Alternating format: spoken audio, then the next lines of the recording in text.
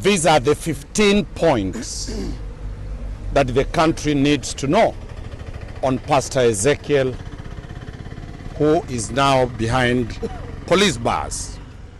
1. Pastor Ezekiel moved to Mavueni in Kilifi 1 year, 1 month ago. He has never been in Kilifi running a church for longer other than 1 year and 1 month.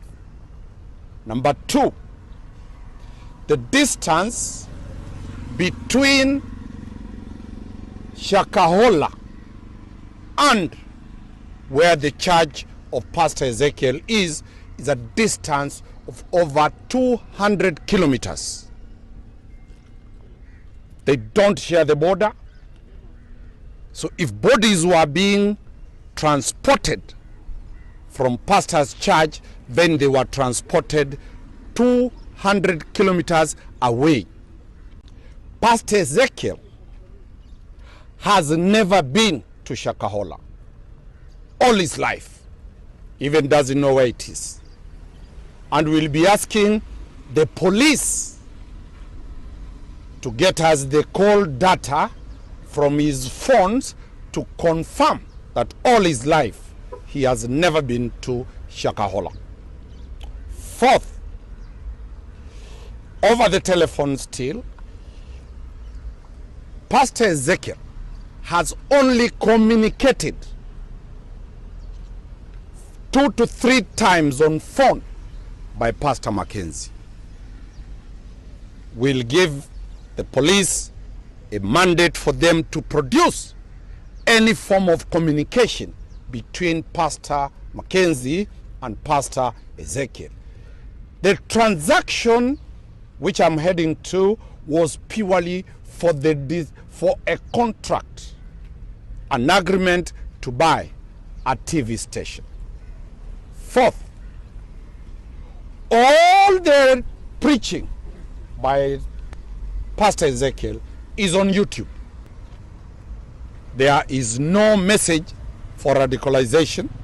It's a live transmission, and therefore that alleged offense is non-existent. 6th, Pastor, they have only met once during the transaction of the sale of the TV station. Let me deal with the question of the TV station. An attempt was made to buy the TV station. Pastor Ezekiel deposited 500,000 shillings as a deposit. The agreed transactional fee was 3 million shillings. That deal never worked. That deal never worked. A mere transaction between a willing buyer and a willing seller does not constitute a crime at all. It does not generate the type of lies being generated that Pastor Mackenzie and Pastor Ezekiel have close proximity. 6th, Pastor Ezekiel has allowed us to take the media to the church so that the truth of the matter is brought up. What are we expecting to see there? The church has a compound. It does not have a place for people to walk in and sleep. The policy of Pastor Ezekiel's church is that only people who come in can sleep in those facilities after paying 500 shillings per day. That is the policy of that institution. The policy goes further to say you can only be allowed to stay in that church premise, that hostel, to a maximum of 5 days. So there is nobody going to stay there for 1 year Biologically, even if anybody is fasting 5 days, nobody will die. Pastor Ezekiel's clients or customers or congregation, only 0.5% come from Kilifi County. 35% are foreigners, and the rest, around 72, come from regions outside Kilifi County. This is an international place. Within the premises, there is a hotel, a restaurant where people eat, classified in terms of VIP, classified in terms of affordability. Pastor Ezekiel, within that premise, has an international school with 10 students. 2 are day scholars. 8 are boarders. The school is 3 months old. The place which we are going to visit is being built into a model city with modern facilities, with CCTV footages, with well-lit streetlights, with tarmac, and with cabro pavements. That is not the place that everybody is saying that people have died. In the 1 year and 1 month that the institution has been in existence, a total of around 15 people have died within Pastor Ezekiel's premises. The policy of the church is that only people, if a patient is coming who is very sick for prayers and for miracles, that person will not be allowed in unless accompanied.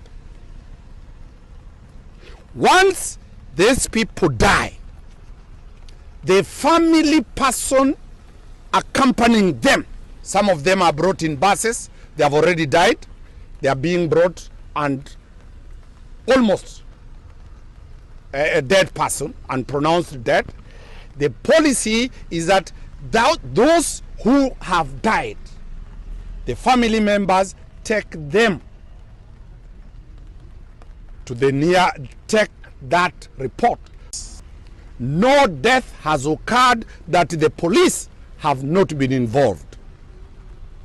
None of those deaths have been reported by the church. It is the family members who bring these people and they report, they go and bury their dead. The church has never done, and none from those 15 people that we have said have died there has died out of fasting. As we move further, the policy of the church, as I've said, no child is allowed within the church premises without being accompanied by a parent. That is the position.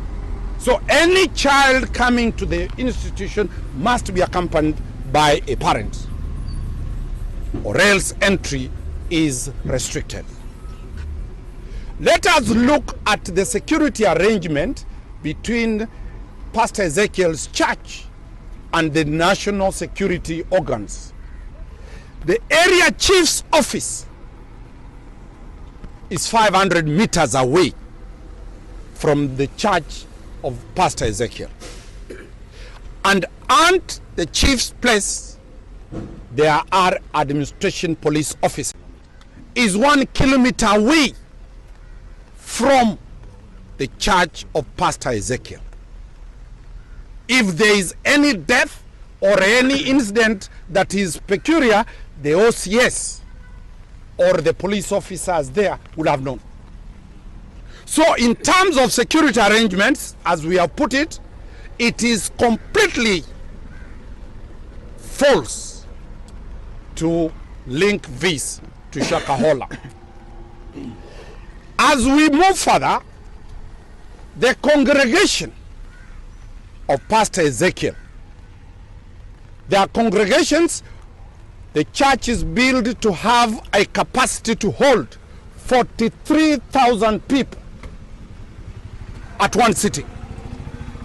Every time these congregations are there, the police Land Rover with uniformed police officer and civilian armed police officers and regular patrols 24 hours are at the guard of that church. There is nobody who has been detained in this place. A narrative has been put about a funeral home, a mortuary called Milele. Milele does not border the church. It's not near Pastor Ezekiel's church. It is 10 kilometers away. The church of Ezekiel, the administrators of that church, Ezekiel himself has never booked anybody at Milele mortuary.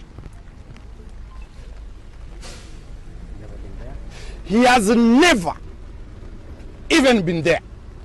So we shall be asking the police to provide data when Pastor Ezekiel ever stepped in Milele Milele mortuary.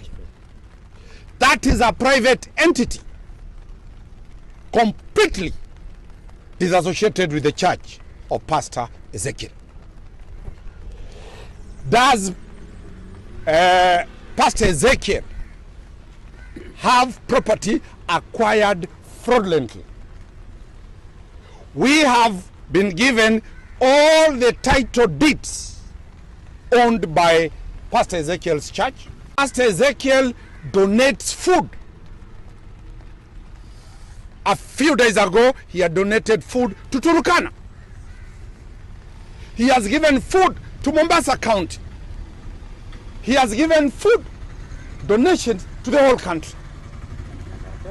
He has a hotel.